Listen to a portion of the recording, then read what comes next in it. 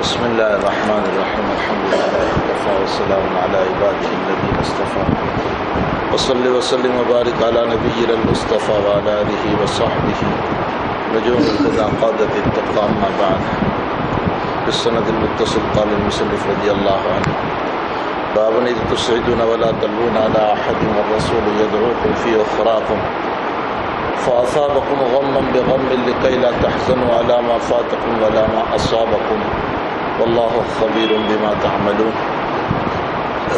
یہ آیت چونکہ احد سے متعلق ہے اس لیے امام بخاری علیہ الرحمہ نے اس کو احد میں بھی ذکر فرمایا اور کتاب التفسیر میں تفسیر کی مناسبت سے ذکر کیا ہے۔ جبکہ تم بھاگے جا رہے تھے وَلَا تَلْوُونَ عَلَىٰ أَحَدٍ اور تم میں سے کوئی پیچھے مڑ کر بھی نہیں دیکھ رہا تھا اور رسول تم کو پیچھے سے بلا رہے تھے۔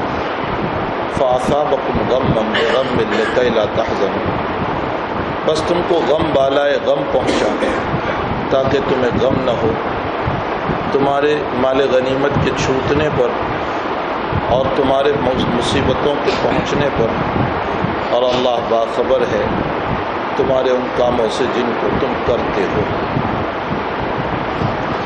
غمم بغم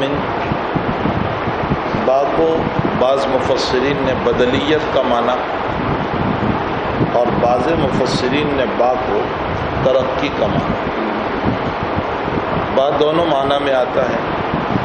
اگر با کو بدلیت کا لیا جائے تو اس صورت میں ترجمہ ہوگا غمم بغم ای بغم نبی صلی اللہ علیہ وسلم، اللہ نے تم کو غم پہنچایا اس لیے کہ تم نے نبی کو غم پہنچایا، کہ نبی تم کو بلا رہے تھے لیکن تم پیچھے مڑ کر بھی نہیں دیکھ رہے تھے، اور تمہیں پہاڑ کے اوپر کھڑا کیا لیکن تم نیچے اتر آئے، تو ان تمام چیزوں سے نبی کو بہت تکلیف ہوئی، اس تکلیف کے بدلے میں تمہیں غم پہنچا۔ غمم بغم ای غمکم بغم نبی صلی اللہ علیہ وسلم، اور اگر بابدلیت کا نہ لیا جائے تو اس صورت میں ترجمہ ہوگا غم بالائے غم پہنچا، متعدد غموم تم کو پہنچا۔ ایک غم تو تم کو پہنچا کہ مال غنیمت ہاتھ نہ آیا، دوسرا غم پہنچا کہ کامیاب شدہ میدان ہاتھ سے نکل گیا، تیسرا غم پہنچا تمہارے 70 صحابہ شہید ہو گئے، چوتھا غم پہنچا تمہیں اذیتیں تکلیفیں ہوئی، زخمی ہوئے، پانچواں غم پہنچا کہ خود نبی کریم صلی اللہ علیہ وسلم زخمی ہوئے۔ تو غمم بغم یعنی کثیر غموم تم کو پہنچے، یہ بھی ہو سکتا ہے۔ اب یہ کہ لِكَيْ لَا تَحْزَنُوا عَلَىٰ مَا فَاتَكُمْ وَلَا مَا أَصَابَكُمْ کیسے ہوگا؟ اس کا جواب یہ ہے کہ جب بہت زیادہ غم ہوتے ہیں تو انسان غموں کو بھول جاتا ہے، اس لیے کہ وہ یہ سوچتا ہے کتنے غموں کو یاد کروں، یہ بھی ایک مصیبت، یہ بھی ایک مصیبت، تو مصیبتوں میں الجھ کر وہ غموں کو بھول جاتا ہے۔ اس لیے فرمایا لِكَيْ لَا تَحْزَنُوا عَلَىٰ مَا فَاتَكُمْ وَلَا مَا أَصَابَكُمْ وَاللَّهُ خَبِيرٌ بِمَا تَعْمَلُونَ۔ امام بخاری رحمۃ اللہ علیہ فرماتے ہیں کہ تسعدون باب افعال سے جب آتا ہے تو اس کا معنی جانا ہوتا ہے، اذ تسعدون ای اذ تذهبون، اور جب اس کو ثلاثی مجرد سے پڑھو گے سعادہ باب نصر سے، سعیدہ باب سمع سے، تو اس کا معنی بلندی پر چڑھنا ہوتا ہے۔ جیسے سیڑھی پر چڑھنا، مکان پر چڑھنا، تو مجرد سے چڑھنے کا معنی، اور مزید فی کے اندر جب اس کو لے جاتے ہیں تو جانے کا معنی. یہ فرق تھا جس کو امام نے بیان فرمایا. جی. بسم الله الرحمن الرحيم. وبه قال حدثنا عبد الله قال حدثنا سعيد قال حدثنا ابو اسحاق قال سمعت البراء بن عازب قال جعل النبي صلى الله عليه وسلم على رجلين يوم احد عبدالله مسجدا واقبل منهزما فذاك يلقون الرسول واخراه. چلیے. باب قوله ثم انسى من بعد الغم امرا نعاسا ينشا طائفه منكم وطائفه. ان غموں کے بعد اللہ نے تم پر امن ڈال دیا، یعنی دلوں میں اطمینان ڈال دیا، نعاس نیند ڈال دی. جی. يغشى طائفه منكم وطائفه. جو نیند تم میں سے ایک جماعت کو ڈھانپ رہی تھی، مومنین کو، جن کو اللہ پر اعتماد تھا، توکل تھا، ان کو تو نیند آ رہی تھی. جی.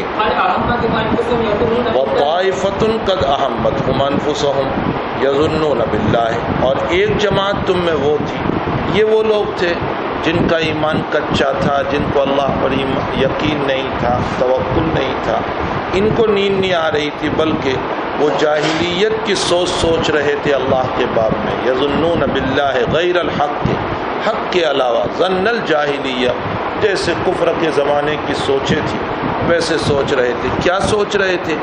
ان کے دلوں کی بات اللہ کھول رہا ہے. جی. ہاں، وہ لوگ سوچ رہے تھے کہ ہمارے لیے فرار کا کوئی راستہ ہے، بھاگنے کا، بچنے کا کوئی راستہ ہے. جی. پیغمبر آپ ان سے کہہ دیجئے کہ سارا معاملہ اللہ ہی کے ہاتھ میں ہے. جی. وہ لوگ اپنے دلوں میں جو باتیں چھپاتے ہیں، جس کو ظاہر نہیں کر رہے ہیں. جی. یہ لوگ کہتے ہیں کہ لو کان لنا من، یعنی ان کے دلوں میں یہ خیال ہے، لو کان لنا من الامر شیء، یعنی مطلب یہ ہے کہ ہمارے لیے بھاگنے کا اگر کوئی راستہ ہوتا تو ما قتلنا ہا ہونا، ہم یہاں پر قتل نہ کیے جاتے، مارے نہ جاتے. جی. پیغمبر آپ ان کو کہہ دیجئے کہ اگر تم اپنے مکان میں بھی ہوتے، لبرز الذین قتلوا، اگر موت مقدر تھی تو پھر اللہ تمہیں کھینچ کر یہاں تک کسی طرح لے آتا. جی. اور یہ جو کچھ مومنوں کو کہا جا رہا ہے کہ یہ جو کچھ حالات ہوئے، اللہ تعالیٰ اس کے ذریعے سے تمہارے دلوں کو آزماتا ہے. وَلِيَبْتَلِيَ اللَّهُ مَا فِي صُدُورِكُمْ، اور تمہارے دلوں کی کھود کو صاف کرتا ہے. وَلِيُمَحِّصَ مَا فِي قُلُوبِكُمْ. جی. اس لیے کہ انسان پر جب مصیبتیں آتی ہے تو اس صورت میں اللہ کی طرف رجوع کرتا ہے، اور رجوع کی وجہ سے اس کے گناہ معاف ہوتے ہیں. بیمار ہوتا ہے، حالات آتے ہیں، مصیبت آتی ہے، کاروبار نہیں ہوتا تو اس کو رونا آتا ہے.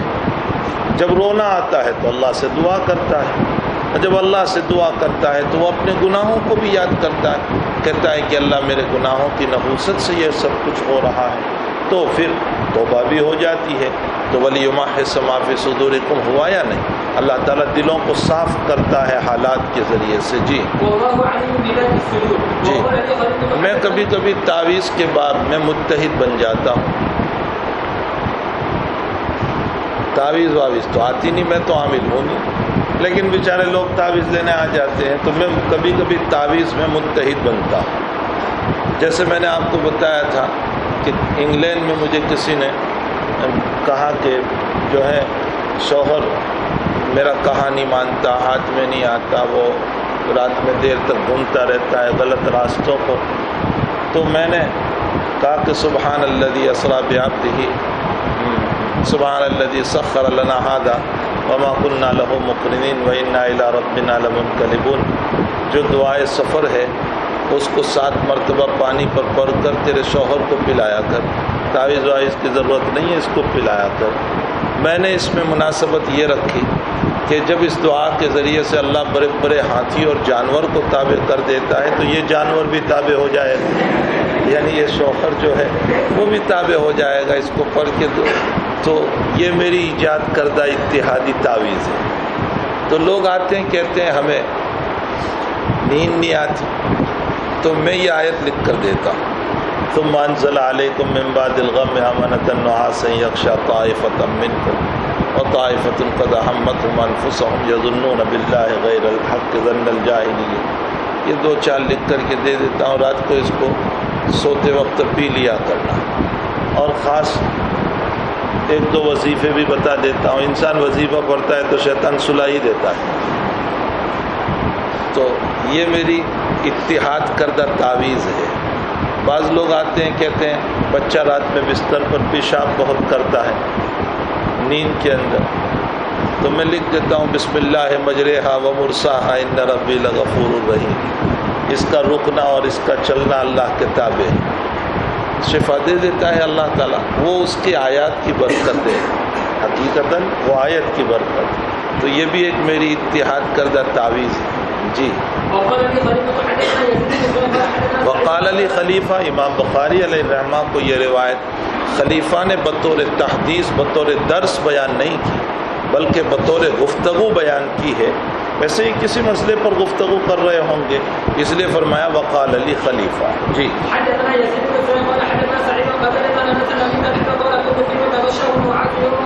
ابو طلحہ کہتے ہیں کہ جن کو نیند نے ڈھانپ لیا تھا، یعنی نیند آ رہی تھی احد کے دن، اس میں میں بھی تھا. میں نے آپ کو بتایا حضرت ابو طلحہ پر بھی نیند آ رہی تھی. میدان میں نیند کس کو آوے؟ یہ اللہ ہی کی طرف سے انعام عظیم تھا. وجہ اس کی یہ تھی کہ نیند کی وجہ سے دماغ کو راحت پہنچی. جی. یہاں تک کہ نیند کی وجہ سے میری تلوار میرے ہاتھوں سے متعدد مرتبہ گری گئی. مرارن یسقط و آخذ یسقط و آخذ، گرتی تھی میں لیتا تھا، گرتی تھی لیتا تھا. جی. پیغمبر آپ کو اس معاملے میں بولنے کا حق نہیں ہے. او یتوب علیہم او یعذبہم، چاہے تو ان پر ہم متوجہ ہو جائیں یا ان کو سزا دیں، اس لیے کہ وہ ظالم ہے. اس کے شان نزول میں اختلاف ہے. امام بخاری کا اس کو احد میں لانا اس بات کی دلیل ہے کہ احد سے متعلق کوئی بات پیش آئی تھی. جب حضرت کا چہرہ انور احد میں زخمی ہو گیا، عبداللہ ابن قیمیہ نے آپ کو پتھر مارا. مردود نے آپ کے سر میں جو آپ نے لوہے کی حفاظتی ٹوپی پہن رکھی وہ پتھر اس پہ لگا تو اس کی کری جو ہے وہ حضرت کو گھس گئی. بہت زیادہ خون نکلا. بڑی مشکل سے اس کری کو نکالا گیا. اور بھی چہرے پر بہت سی جگہوں پر زخم آ گئے تھے. اس سے معلوم ہوتا ہے حضرت بشر تھی، نور نہیں تھی. یہ جو بریلوی حضرات کہتے ہیں حضرت بشر تھی، ہاں البتہ افضل البشر تھی. بشر میں سب سے اعلیٰ تھی. بشر کا مطلب عام بشر نہیں. تو حضرت نے اس وقت آپ کی زبان سے بد دعائیہ کلمہ نکلا، کیف یفلح قوم من شج وجہ نبی، وہ قوم کیسے کامیاب ہوگی جس نے اپنے نبی کے چہرے کو زخمی کیا. تو اللہ تعالیٰ نے یہ آیت اتاری کہ پیغمبر آپ ان کے بارے میں کچھ نہ کہیں، یا تو ہم ان کو سزا دیں یا ان کو معاف کر دیں. بعض روایتوں کے شان نزول سے یہ پتہ چلتا ہے، جیسا کہ خود بخاری لائیں گے، کہ حضرت نے قنوت نازلہ میں کچھ لوگوں کے لیے بد دعا کی تو اس آیت کا نزول ہوا. آپ نے الفوز القبیر میں پڑھا ہوگا کہ بھئی حقیقت یہ ہے کہ دو تین واقعے ایک ہی طرح کے قریب قریب وقوع پذیر ہوتے ہیں اور پھر کسی آیت کا نزول ہوتا ہے تو اس آیت کو ان جمیع واقعات کی طرف منسوخ کر دیا جاتا ہے. بس اسی طرح کا یہ مسئلہ ہے. جی. قال حميد وكان عن النبي صلى الله عليه وسلم يوم الاثنين فقال كيف يمنع قوم شجوا نبيهم فنزل ليس لك من الامر شيء. وبه قال حدثنا يحيى بن عبد الله السلمي قال اخبرنا عبد الله قال اخبرنا معمر الزهري حدثنا اسحاق بن ابي انه سمع رسول الله صلى الله عليه وسلم اذا رفع راسه من الركوع الى الركعه الاخيره من الفجر يقول اللهم لعن فلانا وفلانا وفلانا بعد ما يقول سمع الله لمن حمده. یہ قنوت نازلہ میں بد دعا کی تھی. جی. وانزل الله ليس لك من الامر شيء الى قوله فانهم ظالمون وعلى ان ترى ابي سفيان سمعت سالم بن عبد الله يقول قال رسول الله صلى الله عليه وسلم يدعو على صفوان بن اميه وسهيل بن عبد وحارث بن هشام فنزل ليس لك من الامر شيء الى قوله فانهم ظالمون. باب ذكر ام سلیت. ام سلیت رضی اللہ تعالیٰ عنہ ابو سعید خدری رضی اللہ تعالیٰ عنہ کی والدہ ہے. ان کا پہلے نکاح ہوا تھا ابو سلیت کے ساتھ. اس کے بعد ان کا نکاح ہوا مالک ابن سنان رضی اللہ تعالیٰ عنہ کے ساتھ۔ مالک ابن سنان کے ساتھ نکاح ہونے کے بعد ان کے پیٹ سے ابو سعید خدری پیدا ہوئے۔ تو مالک ابن سنان آپ کے والد ہیں ابو سعید کے، اور ام سلیط آپ کی والدہ ہیں۔ چونکہ غزوہ احد کے اندر انہوں نے بہت خدمت کی تھی، اس لیے خاص طور پر امام بخاری رحمۃ اللہ علیہ نے ان کا تذکرہ فرمایا۔ جی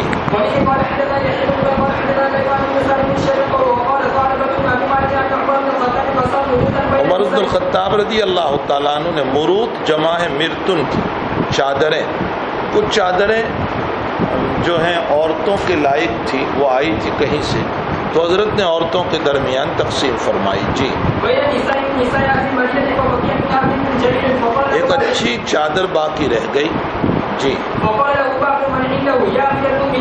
بعض لوگوں نے یوں کہا کہ امیر المؤمنین عاتحادہ بنت رسول اللہ صلی اللہ علیہ وسلم التی عندک، امیر المؤمنین اس چادر کو حضور کی بیٹی کو دے دو جو آپ کے نکاح میں ہے، التی عندک جو آپ کے نکاح میں ہے۔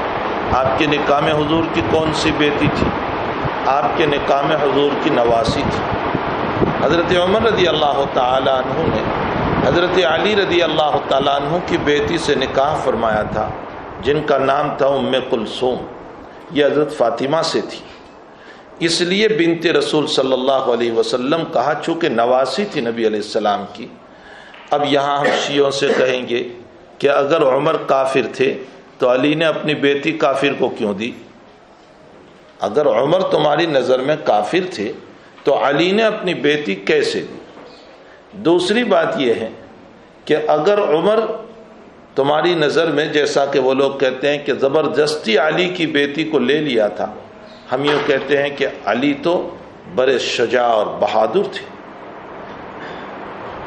اس مسئلے میں علی خاموش کیسے رہے کہ ان کی بیٹی کو زبردستی لے لے؟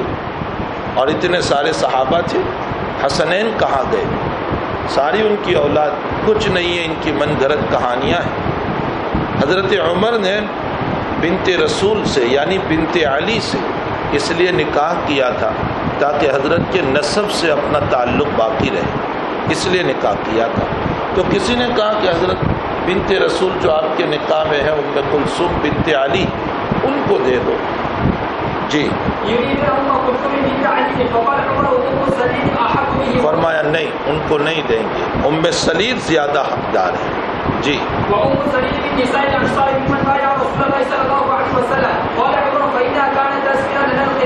تسفر لنا ای تحمل لنا، تسفرہ کا معنی اٹھانا، ہمارے لیے مشکیزیں اٹھا کر لاتی تھی احد کے لیے، تو ان کی بڑی قربانیاں ہیں، اس لیے ان کو دیا جائے گا۔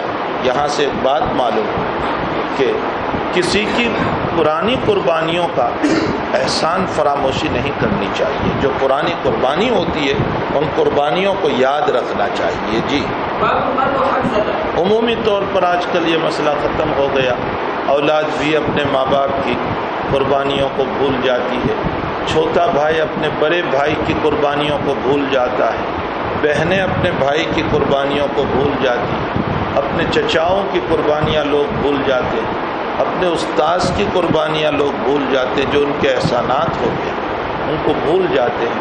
یہی وجہ ہے کہ ہمیں ہمارے دلوں سے اپنے بڑوں کی قدر نکل جاتی ہے، ہمیں چاہیے کہ ایسا نہ کریں۔ جی باب قتل حمزہ، حضرت حمزہ رضی اللہ تعالیٰ عنہ کی شہادت۔ حضرت حمزہ رضی اللہ تعالیٰ عنہ نبی اکرم صلی اللہ علیہ وسلم کے عم محترم، بہت پیارے چچا، اسد اللہ و اسد رسول اللہ صلی اللہ علیہ وسلم تھے، اللہ کے بھی شیر تھے، رسول اللہ صلی اللہ علیہ وسلم کے بھی شیر تھے۔ غزوہ بدر کے اندر بہت ہی زیادہ بہادری کے ساتھ لڑے اور جس طرف چلے میدان کو صاف کرتے چلے گئے۔ احد میں اہل مکہ نے اسی کا بدلہ لیا اور حضرت حمزہ رضی اللہ تعالیٰ عنہ کی احد میں شہادت ہو گئی، بہت جوانی میں شہادت ہو گئی۔ حضرت کو آپ کی وجہ سے بہت زیادہ مدد تھی اور تمنائیں بدی ہوئی تھی، اس لیے حضرت ہمیشہ اپنے چچا کو یاد کر کے رویا کرتے تھے، حتیٰ کہ سنجری ہاتھ میں جب وحشی ایمان لائے تو حضرت کو پھر اپنے چچا یاد آ گئے اور آپ کی آنکھوں سے آنسو آ گئے۔ چونکہ حضرت حمزہ رضی اللہ تعالیٰ عنہ کی شہادت احد میں ہوئی، اس لیے امام بخاری رحمۃ اللہ علیہ نے خاص طور پر یہ باب ذکر فرمایا۔ جی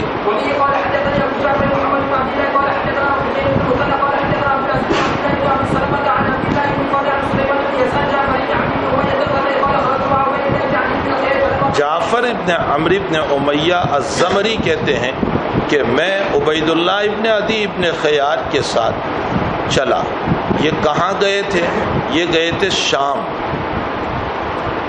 اور حضرت ویشی رضی اللہ تعالیٰ عنہ وہیں رہتے تھے شام میں۔ جی فلما قدمنا حمص، حمص جب ہم پہنچے، یہ شام کا ایک شہر تھا، وہیں پر حضرت ویشی رضی اللہ تعالیٰ عنہ رہتے تھے۔ یہ دونوں وہاں پہنچے تو عبید اللہ نے جعفر سے یوں کہا کہ چلو ہم حضرت ویشی سے ذرا مل لیتے ہیں، اور موقع ہو تو شہادت حمزہ کا واقعہ بھی ان کو پوچھ لیتے ہیں۔ جی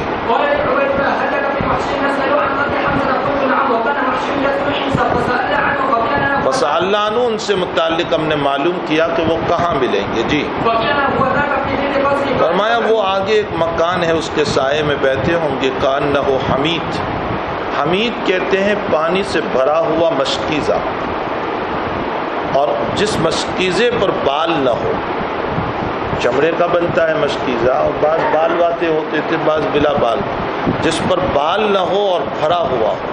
حضرت ویشی کا پیٹ بہت بڑا تھا، گویا بھرے ہوئے مشکیزے کی طرح تھا، اس لیے ان کی نشانی بتائی کأنہ حمید، یعنی موتے مشکیزے کی طرح ہے۔ جی ہم وہاں پہنچے، ہم تھوڑی دیر ٹھہرے۔ جی ہم نے سلام کیا، انہوں نے سلام کا جواب دیا۔ جی اعتجز یعتجز، اعتجاز کا معنی ہوتا ہے اپنے آپ کو لپیٹ دینا۔ عبید اللہ نے امامے سے اپنے آپ کو لپیٹ دیا تھا۔ جی حضرت ویشی کو صرف آنکھیں نظر آتی تھی عبید اللہ کی، یہ بھی لپیٹا ہوا، یہ بھی لپیٹا ہوا، سب ہاتھ بھی لپیٹے ہوئے، صرف پاؤں نیچے کے نظر آتے تھے اور آنکھیں نظر آتی تھی۔ جی فرمایا عبید اللہ نے، ویشی مجھے جانتے ہو؟ تو آپ نے یوں آنکھیں دیکھی، پھر نیچے پاؤں دیکھے، فنظر الیہ۔ جی پھر کہا کہ ہاں دیکھو انی عالم، مجھے اتنا پتہ ہے کہ ادیب نے خیار نے ایک عورت سے نکاح کیا تھا، جس عورت کو ام کتال بنت ابی العیس کہا جاتا ہے، تو اس کے گھر پر ایک لڑکا پیدا ہوا تھا، فولدت لہ غلام بمکہ، مکہ میں، فکنت استرضع لہ، تو میں ان کے گھر پہ غلام تھا، مجھے انہوں نے کہا کہ کوئی دایا تلاش کر کے لاؤ، تو میں دایا تلاش کر لے گیا، فحملت ذلک الغلام، جب وہ دایا آئی، وہ عورت آئی، اور ابن اسحاق کی روایت میں ہے کہ جب وہ عورت اونٹنی پر بیٹھی اور مجھے ادیب نے خیار نے کہا کہ یہ بچہ دے دو اس کو دودھ پلانے کے لیے، میں نے اس بچے کو اٹھا کر کے اس دایا کو دے دیا۔ جی فناول تو ہائیا ہوں، میں نے اٹھا کر اس کو دے دیا۔ جی فلقانی نظر تو الی قدمے، بس وہ دن اور آج میں تیرے قدم کو دیکھ رہا ہوں کہ یہ وہی قدم ہے جو بچہ میں نے اٹھا کر دیا تھا۔ حضرت ویشی کا کتنا زبردست حافظہ ہے، اتنے چھوٹے چھوٹے پاؤں دیکھے ہوں گے، اس وقت اتنے بڑے بڑے پاؤں ہو گئے، لیکن کہتے ہیں یہ وہی پاؤں ہیں جو اس وقت نظر آئے تھے۔ یہ عربوں کے حافظے کی مثال ہے کہ اللہ تعالیٰ نے عربوں کو بڑا زبردست حافظہ دیا تھا۔ جی عبید اللہ نے چہرے سے کپڑا ہٹا دیا۔ جی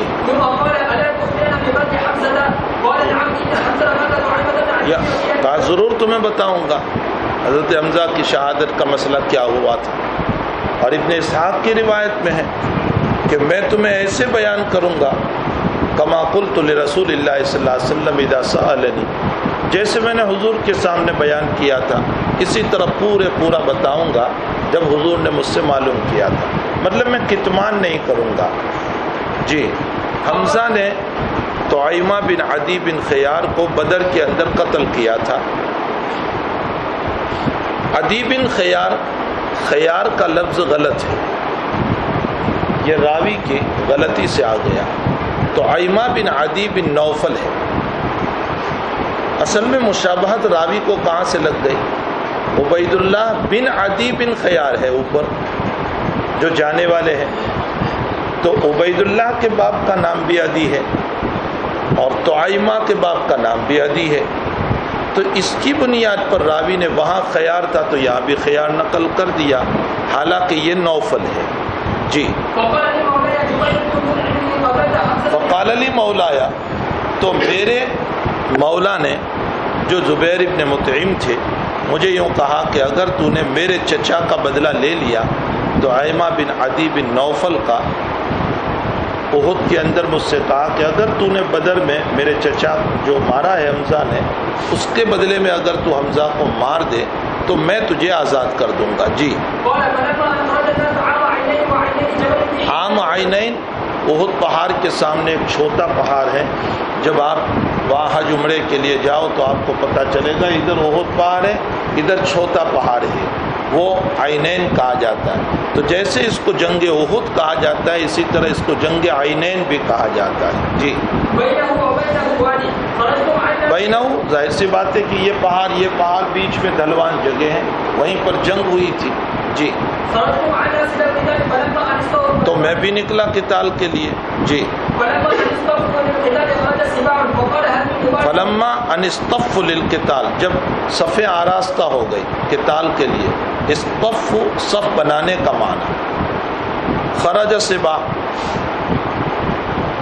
سبا نامی ایک بڑا بہادر تھا مکے میں، وہ نکلا مبارزت طلب کرتا ہوا. مبارزت میں آپ کو بدر میں بتا چکا ہوں کہ اکیلے نکلنا دندناتے ہوئے اور مطالبہ کرنا کہ میرے مقابل میں آؤ کوئی. تو سبا نکلا. اس کا جواب دینے کے لیے جنگ احد کے اندر حضرت حمزہ نکلے. جی.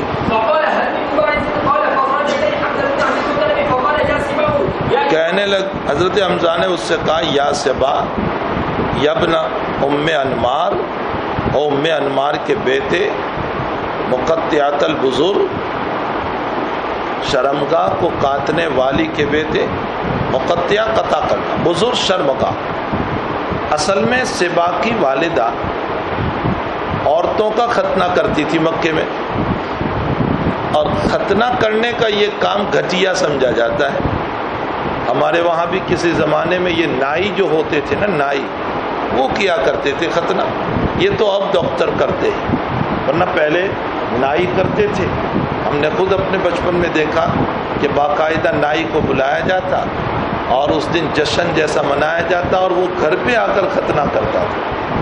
تو مقطعات البزر کہہ کر اس کی تحقیر کی حضرت حمزہ نے کہ او سبا ام انمار کے بیٹے، شرمگاہ کو کاٹنے والی کے بیٹے، اللہ اس کا رسول کا مقابلہ کرنے نکلا ہے. جی. بس توت پڑے حضرت حمزہ اس پر.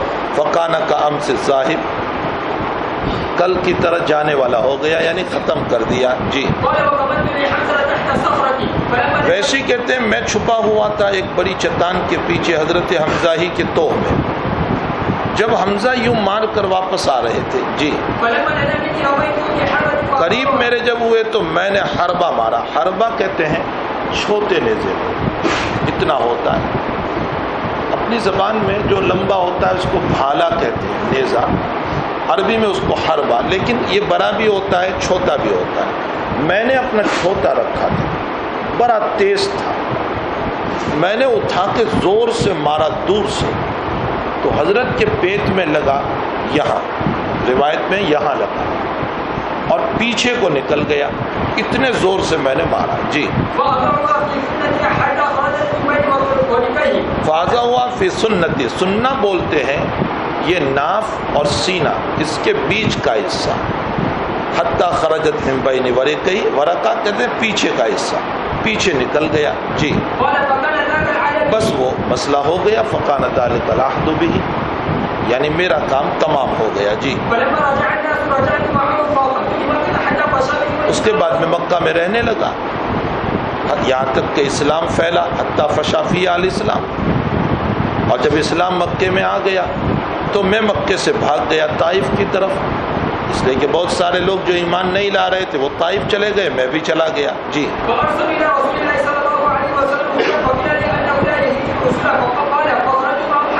فارسلوا الی رسول اللہ، حضور کی طرف لوگ اپنے قاصد بھیجتے تھے اطلاع کرنے کے لیے کہ ہم آنا چاہتے ہیں آپ کے پاس۔ مجھے پتہ چلا کہ نبی علیہ السلام سب کو کہتے ہیں کہ آؤ بھائی آؤ، تو فقیل علی، مجھ سے بھی کہا گیا کہ بھائی حضرت کسی کو نہ نہیں کہتے، تو میں نے بھی ہمت کر کے مکے کا رخ کیا۔ یہ فتح مکہ کے بعد کی بات ہے۔ جی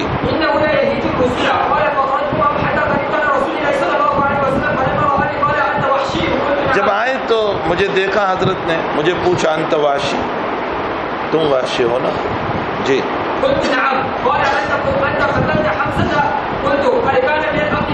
ہاں جی جی حضرت جو بات آپ کو پہنچی ہے وہ صحیح ہے، ما بلغ، کہ ہاں مطلب میں نہیں مارا تھا۔ جی فہل تستطيع ان تغيب وجهك عني، کیا تم یہ کر سکتے ہو کہ تم اپنے چہرے کو مجھ سے غائب رکھو، یعنی میرے سامنے نہ آؤ، ان تغيب وجهك عني۔ سوال یہ ہے کہ حضرت نے کیوں منع کیا اپنے سامنے آنے سے؟ ایمان تو ہو گیا ان کا، کلمہ تو پڑھا دیا، لیکن یہ کہا فعل تستطيع ان تغيب وجهك عني۔ قطب الاقطاب حضرت گنگوہی نور اللہ مرتضہ تو فرماتے ہیں کہ اس کی وجہ یہ تھی کہ اصل میں حضرت کے سامنے آتے تو چچا یاد آتے، بہت ممکن ہے کہ دل سے بد دعا نکل جاتی،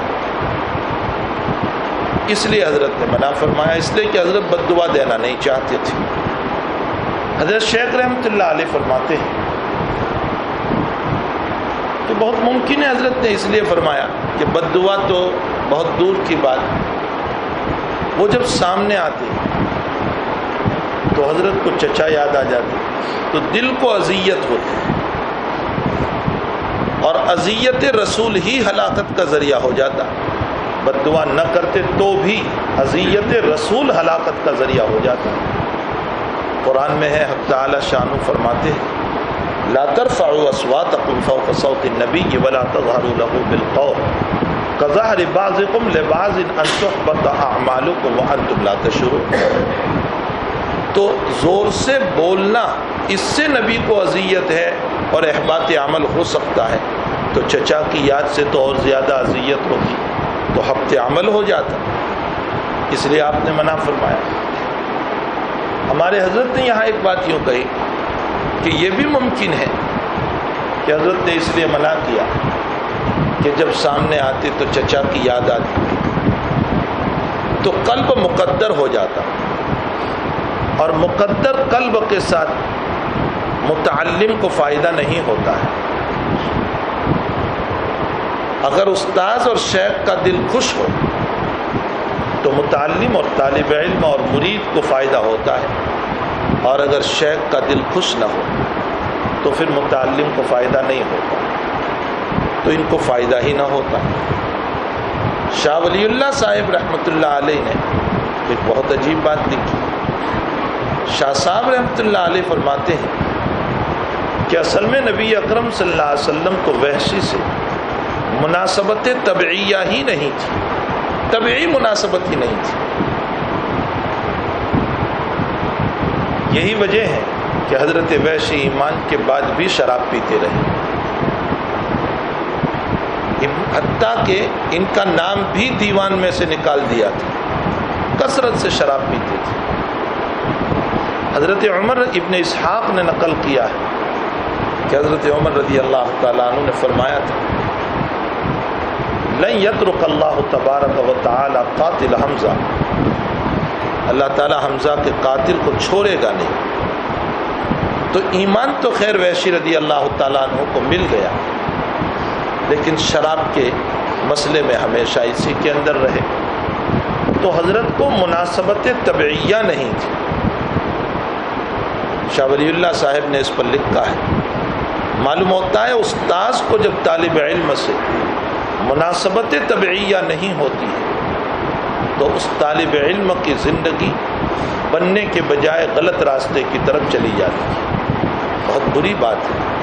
اس لیے اپنے شیخ استاد سے مناسبت طبعیہ بھی ضروری ہے. جی بس مجھے منع کیا تو میں وہاں سے ہٹ گیا. اور ان کی وفاداری بھی دیکھو کہ پھر یہ سامنے نہیں آئے. یہ ان کی وفاداری تھی. اور حضرت کی رحمت دیکھو کہ حضرت نے کوئی حکم نہیں کیا. حضرت فرمایا حل تستطیع، تم یہ کر سکتے ہو کہ میرے سامنے نہ آؤ. یہ نہیں تم کو آنے کا نہیں میرے سامنے. اس طرح ارشاد نہیں فرمایا. رحمت والا نبی ایسے کہے گا بھی کیسے. جی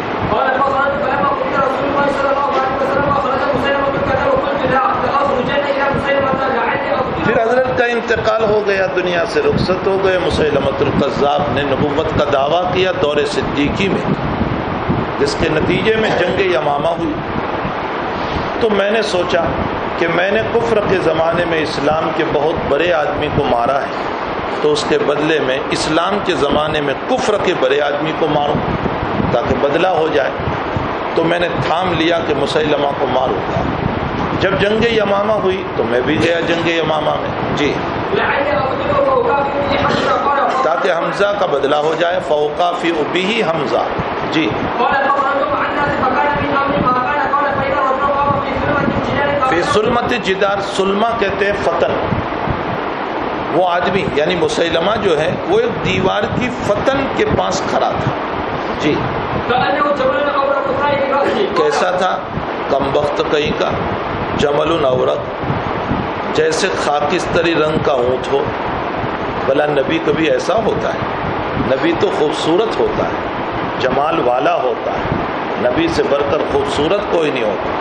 اس کی تعبیر حضرت وحشی فرماتے ہیں کانہو جمل اورق، خاکستری رنگ کے اونٹ کی طرح معلوم ہو رہا تھا. جی پراگندہ بال تھا. جی میں نے اپنا نیزہ مارا اس کو.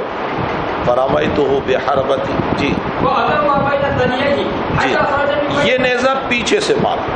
وہ فتن پر کھڑا تھا نا، پیچھے سے مارا. تو پیچھے سے مارا تو آگے نکل آیا. جی نہیں، یہ آگے سے مارا. فازہ ہوا، سینے سے مارا، پیچھے نکل گیا. جی ووصب الیہ رجل من الانصار، یہاں تک کہ ایک انصاری صحابی دوڑ پڑے اور پھر اوپر سے اس کو وار کیا اور مار دیا. فضربہ بالسیف. جی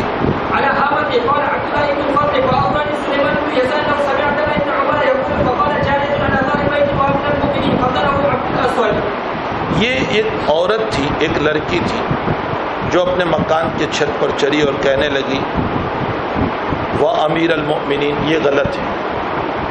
ہندوستانی نسخوں میں اسی طرح چھپا ہے. شراح کے نسخے میں ہے وا امیر المؤمنین، اے ہائی امیر المؤمنین. وہ امیر المؤمنین نہیں، الف رہ گیا یہاں. قتلہ العبد الاسود، ایک کالے آدمی نے قتل کر دیا. چونکہ حضرت وحشی رضی اللہ تعالیٰ عنہ سیاہ تھے تو ایک کالے آدمی نے قتل کر دیا. عبداللہ ابن دہیہ کہتے ہیں کہ دیکھو، لوگ کہتے ہیں کہ سب سے پہلے امیر المؤمنین کا لقب حضرت عمر کو ملا، حالانکہ دور صدیقی میں اس کو کہا گیا ہے امیر المؤمنین کو، واہ امیر المؤمنین.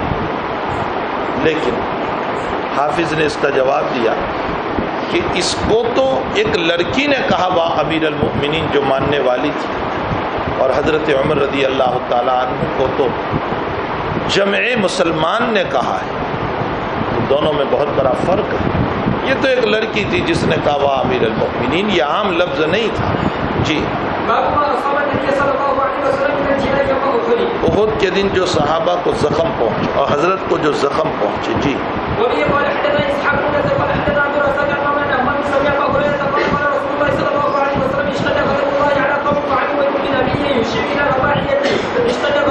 یہ جو اوپر ایک لفظ رہ گیا ذہن سے وصب الیہ رجل من الانصار، ایک انصاری صحابی اس کی طرف دوڑ پڑے اور پھر اس کا کام تمام کر دیا. وہ محشی علام نے مابین سطور لکھا ہوا ہے، عبداللہ ابن زید ابن عاصم الانصاری رضی اللہ تعالیٰ عنہ. جی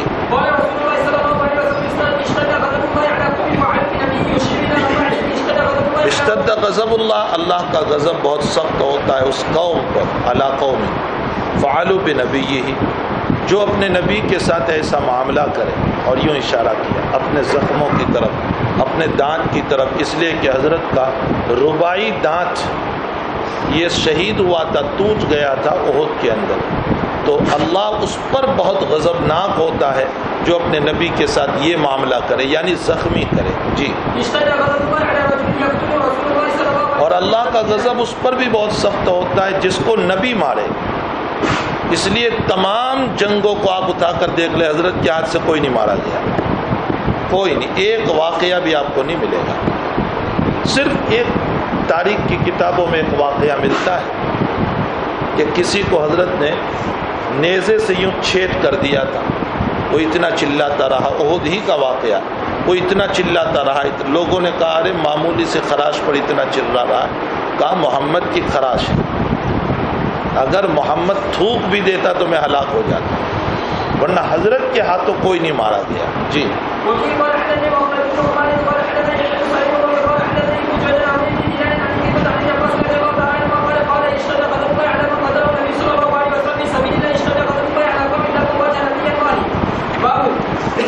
چلیے.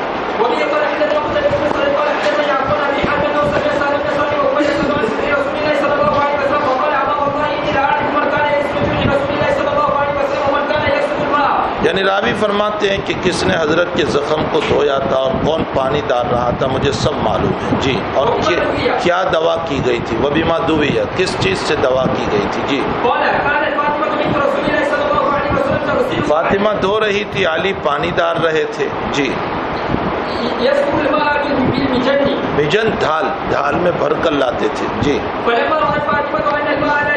پانی کے ذریعے سے خون بند نہیں ہو رہا ہے بلکہ بڑھتا ہی جا رہا ہے، تو پھر چٹائی کا ٹکڑا جلایا. اخذت قطعۃ من حصیر، چٹائی کوئی کھجور کے پتوں کی تھی، اس کو جلائی. جی. اس کی جو راکھ بنی، وہ راکھ کو چپکا دیا یہاں پر، فال سقطھا، تو اس کی وجہ سے خون بند ہو گیا. جی. اور حضرت کا ایک رباعی دانت بھی اس وقت ٹوٹ گیا تھا. جی. اور آپ کا چہرہ انور بھی زخمی کر دیا گیا تھا. میں نے بتایا عبداللہ ابن قیمیہ نے پتھر مارا تھا جس سے آپ کی خود سر کی ٹوپی جو لوہے کی ہوتی ہے وہ ٹوٹ گئی، اس کی کڑی گھس گئی تھی. وقصرت البیضۃ علی رأسہ. جی.